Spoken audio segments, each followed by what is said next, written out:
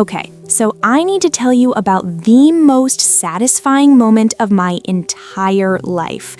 Like, I'm talking chef's kiss, poetic justice, karma served on a silver platter level of satisfaction.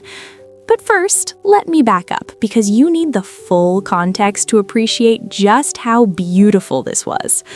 My name's Claire. I'm 32, and I've been married to my husband Marcus for 3 years. Marcus is amazing, like genuinely one of the good ones. Smart, funny, treats me like a queen. But his sister Vanessa is, well, she's something else entirely. From day one, Vanessa made it crystal clear that I wasn't good enough for her baby brother. Never mind that Marcus and I are the same age and she's only 2 years older, she acts like she raised him single-handedly or something. At our wedding, she literally told people I trapped Marcus. Can you believe that? At my own wedding. And Marcus, bless him, he tries to keep the peace. He's always like, "Babe, that's just how Vanessa is. She'll come around." Spoiler alert, she did not come around.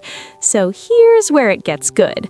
The Preston family, that's Marcus's family, they're loaded, like old money, country club, summer is a verb kind of loaded.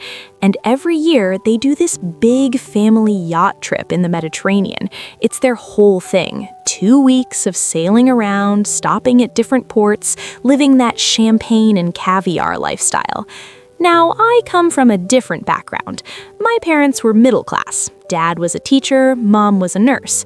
They gave me a great life, but we weren't chartering yachts, you know what I mean? And Vanessa never, ever let me forget it. The first year Marcus and I were married, she made little comments the entire trip. "Oh, Claire, you probably haven't tried real caviar before. Claire, be careful with that champagne flute, they're baccarat crystal." Just constant digs. The second year was worse. She actually told the captain I was staff and tried to get me seated at a different table for dinner. Marcus lost it that time. It was the closest I'd ever seen him to yelling at her. But this year, Vanessa outdid herself. It was a random Tuesday in April when Marcus came home looking like he'd been punched in the gut. I was in the kitchen making dinner when he walked in, loosened his tie, and just stood there. "Babe?" I turned around. "You good?" He ran his hand through his hair, this thing he does when he's stressed. I just got off the phone with Vanessa. My stomach dropped. Nothing good ever started with those words. And She said that this year's yacht trip is family only. He actually did air quotes. She said you're not invited. I laughed, not because it was funny, but because it was so absurd. I'm sorry, what? I'm your wife. I am family. I know, trust me, I told her that. I told her exactly that. He sat down at the kitchen table, looking exhausted. She said the family needs bonding time without outsiders. Her words, not mine. "Outsiders," I repeated slowly. "I've been your wife for 3 years. She also said, Marcus hesitated. She said that you make everyone uncomfortable because you don't come from the same background. Oh, there it was, the thing she'd been dancing around for years, finally said out loud. I felt my face get hot, not sad hot, angry hot. So I'm too poor for the family yacht trip, is that what we're saying? Claire, no, Marcus, that's what she means, right? I'm not Preston family material. He reached for my hand. You know I don't care about any of that. My parents don't care. It's just Vanessa being Vanessa. And what did you say when she told me I'm banned? I told her I'm not going without you. We're a package deal. My heart squeezed. This was why I loved this man. But then I saw something in his face. Conflict. Because this trip, it was a Preston family tradition going back decades. His grandfather had started it. Missing it would hurt. Marcus, I said carefully, you should go. What? No, absolutely not. Listen to me. This is important to your family. I don't want to be the reason you miss it. But I'm serious. Go, have fun, bond with your family. I smiled, but I could feel the anger bubbling underneath. I'll be fine. He studied my face. You're planning something. I have no idea what you're talking about. Here's what Marcus didn't know, what nobody in his family knew, actually. Remember how I said my parents were middle class? That was true, but what I didn't mention was my grandmother, my mom's mom. She married up, way up, back in the 50s, then got divorced in the 70s and took him for everything. Grandma Rose was my hero. She left when I was 25 and left me a trust fund that would make your eyes water, but she also left me something else, her investment portfolio and her real estate holdings, including a 75-foot luxury yacht currently docked in Monaco. I'd kept it quiet because, honestly, I liked being underestimated. I liked that people saw me as the poor girl who married rich. It lowered their guard, and I've been managing my inheritance carefully, growing it, investing it. I have my own wealth management team, my own portfolio. I just didn't advertise it. The yacht, La Bella Fida, had been chartered out for years through a management company. It paid for itself and then some, but for this summer, I'd blocked out 2 weeks in July, the exact 2 weeks the Preston family had booked their usual charter. Because here's the thing, the yacht they chartered every year, the one they thought they rented from some faceless corporation, yeah, that was mine. The next few weeks were torture. Marcus felt guilty about going, I acted supportive, and Vanessa sent me a text that said, "Hope you understand this is best for everyone, XO." XO. Can you even? I didn't respond, just watched Marcus pack, kissed him goodbye at the airport, and told him to have an amazing time. "I still don't feel right about this," he said, pulling me close. "Stop. Seriously, I'm going to have a great 2 weeks. I'm thinking spa days, reading, catching up on sleep." He kissed my forehead. "I love you." "Love you too. Now go before you miss your flight."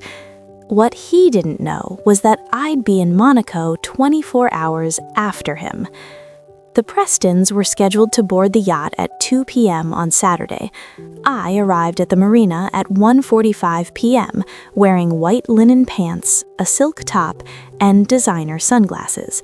My yacht manager, Philippe, met me at the dock. He was in on the plan and could barely keep from grinning. "Mrs. Preston," he said, kissing both my cheeks, "everything is ready." "The family hasn't boarded yet?" "They're due any moment. The captain and crew have been briefed. They're quite excited about this." I smiled. Let's give them a show they'll never forget.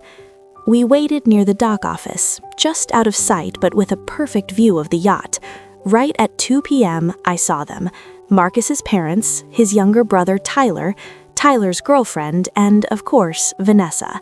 Vanessa was holding court, gesturing at the yacht like she owned it. Even from a distance, I could hear her voice carrying across the marina. "Isn't she gorgeous? We've been chartering her for years. Best yacht in Monaco, hands down." My yacht. She was bragging about my yacht. Marcus stood a little apart from the group, checking his phone, probably texting me. I'd told him I was spending the day at a spa getting a massage. He had no reason to think otherwise. The crew started helping them aboard, taking luggage, offering champagne. This was it. "Ready?" Felipe asked. Oh, I was born ready.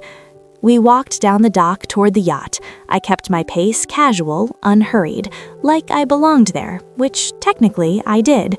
One of the crew members, Antonio, I'd met him during previous ownership meetings, saw me first.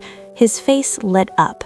"Mrs. Preston, welcome aboard." He said it loud enough that everyone turned. You should have seen Vanessa's face. It went from confusion to recognition to absolute horror in about 2 seconds flat. "Claire?" She practically shrieked my name. "What are you doing here?" I walked up the gangway like I was walking a runway. "Hi aboard, owner," I said to the captain, who was trying very hard to not laugh. "It's wonderful to have you aboard your vessel, Mrs. Preston," Captain Rodriguez said, formally. Marcus's jaw actually dropped. "You're... what?" I turned to face the family. All of them were staring at me like I'd grown a second head. "Surprise," I said sweetly. "Did I forget to mention, I own this yacht." The silence was deafening. Then everything happened at once. "You what?" Vanessa's voice cracked. "Claire?" Marcus looked completely lost. Marcus's mom, Patricia, started laughing. Actually laughing. "Oh my God, Rose's granddaughter. I should have put it together." "You knew my grandmother?" I asked, momentarily distracted. "Knew of her. She was legendary." Patricia was still chuckling. "This is priceless." Vanessa found her voice again. "This is ridiculous. There's been some mistake. We charter this yacht every year." "From my management company, yes. Bayside Luxury Charters. My company. My yacht. I inherited it from my grandmother 7 years ago." I pulled out my phone and showed them the registration documents Philippe had sent me. "See? Claire Elizabeth Hawthorne Preston, owner of La Bella Vita. That's me." Tyler started laughing too. "Holy shit! Vanessa, you banned her from her own yacht." "Language," Patricia said automatically, but she was grinning. Marcus was still processing. "You didn't tell me." "Because nobody asked, and because," I looked at Vanessa, "I liked keeping my cards close to my chest." Vanessa's face was red. "This is insane. Marcus, did you know about this?" "Of course I didn't know." Marcus ran his hair through his head again. "Claire, I don't understand. You've been letting us charter your yacht?" "At a very competitive rate, yes. The management company handles everything. I just collect the income." I shrugged. "It's been a good investment." Marcus's dad, Robert, stepped forward. He was a quiet man, usually let Patricia do the talking. "Young lady, I have to ask, why didn't you ever mention this?" I met his eyes. "Because I wanted to be liked for me, not for my money, and honestly, I was curious how I'd be treated." Turns out that was informative. Vanessa made a strangled noise. "So what, you were just waiting to humiliate me?" "No," I said, and my voice was ice. "I was waiting for you to go too far, and banning me from my own property, that was far enough." Vanessa, Patricia's voice cut through the tension. "I think you owe Claire an apology. Mom, a sincere apology. For the ban, for your comments over the years, for all of it." Vanessa looked like she'd swallowed glass. "I was just trying to protect the family." "From what?" I asked. "From someone who actually loves your brother? Someone who's never asked him for a dime? Someone who, oh right, has her own money?" Marcus finally moved. He crossed to me, took my hands. "Claire, I'm so sorry. For all of it, for not standing up more, for—" "Marcus, you stood up plenty. This isn't your fault." I squeezed his hands. "But your sister and I need to have a come-to-Jesus moment." I turned to Vanessa. "You've spent 3 years making me feel small, making me feel like I didn't belong. And you know what? I let you because I didn't want to cause waves. But that ends now." "I didn't," she started. "You did. You absolutely did. And here's what's going to happen. You're going to apologize, actually apologize, or you can get off my yacht right now and find your own accommodation in Monaco. Your choice." The silence stretched out. Everyone waited. Finally, Vanessa's shoulders dropped. "I'm sorry. For treating you badly, for the comments, for the ban." She looked up, and I was surprised to see actual tears in her eyes. "I thought you were going to take him away from us, from me." Oh. "Vanessa," I said, more gently, "I'm not your competition. I don't want to take Marcus away from his family. I want to be part of the family. But you two are always so together, and you didn't need our money, our help, any of it. Because I wanted Marcus to choose me for me. Don't you get that?" She wiped her eyes. "I've been a real bitch, haven't I?" "Yeah, you really have." Patricia laughed again. "Well, at least she's honest." "So," Tyler said, breaking the tension, Are we still doing this trip or what? I looked at Marcus. He was looking at me with this expression, pride, love, and amusement all mixed together. What do you think? I asked him. Should we salvage this? It's your yacht, he pointed out. Our yacht, I corrected. Community property, remember? He grinned. Our yacht. Then I think we should absolutely do this trip. All of us. I turned to Vanessa. You good with that? She nodded, still looking shell-shocked. I'm good. And Claire, I really am sorry. I know. And weirdly, I believed her. Let's start over. Clean slate. Clean slate, she agreed. Captain Rodriguez cleared his throat. Shall I prepare to depart, Mrs. Preston? Please. And Captain, make sure Mrs. Vanessa gets the best cabin. I smiled at my sister-in-law. After all, she's been looking forward to this trip. That trip ended up being the best 2 weeks of my life. Vanessa and I actually talked, like really talked. Turns out she'd been dealing with some serious insecurity about her own relationship, her own place in the family. She wasn't making excuses, just explaining. We're not best friends now or anything, but we're working on it. She's trying, I'm trying. That's what matters. Marcus still brings it up sometimes, just shaking his head. I'm married to a secret yacht owner. That's my life now. Don't forget about the beach house in Turks and Caicos, I remind him. There's a beach house? I'm kidding, mostly. But here's what I learned. Sometimes keeping your cards close isn't about being secretive. It's about knowing your worth and not needing to prove it to anyone. And when someone tries to make you feel small, well, sometimes the best revenge is showing up as exactly who you are. Also, owning the yacht never hurts.